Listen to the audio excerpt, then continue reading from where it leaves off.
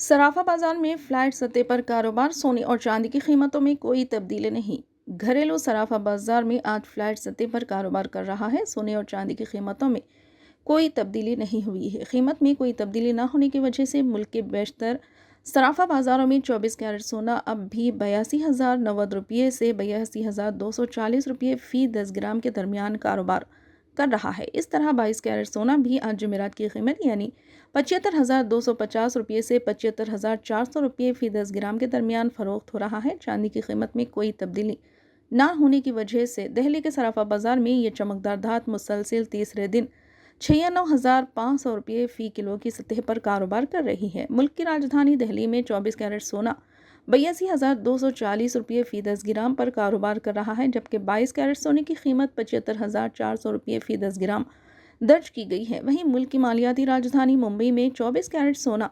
82,090 रुपये फ़ी 10 ग्राम और 22 कैरेट सोना 75,250 रुपये फ़ी 10 ग्राम में फ़रोख्त हो रहा है। इस तरह अहमदाबाद में 24 कैरेट सोने की खुर्दा कीमत 82,140 रुपये फ़ी 10 ग्राम और 22 कैरेट सोने की कीमत 75,300 रुपये फ़ी 10 ग्राम दर्ज की गई है। इन बड़े शहरों के अलावा चेन्नई में भी 24 कैरेट सोना 82,090 रुपये फ़ी 10 ग्राम की कीमत पर फ़रोख्त हो रहा है और 22 कैरेट सोना 75,250 रुपये फ़ी 10 ग्राम की कीमत पर फ़रोख्त हो रहा है।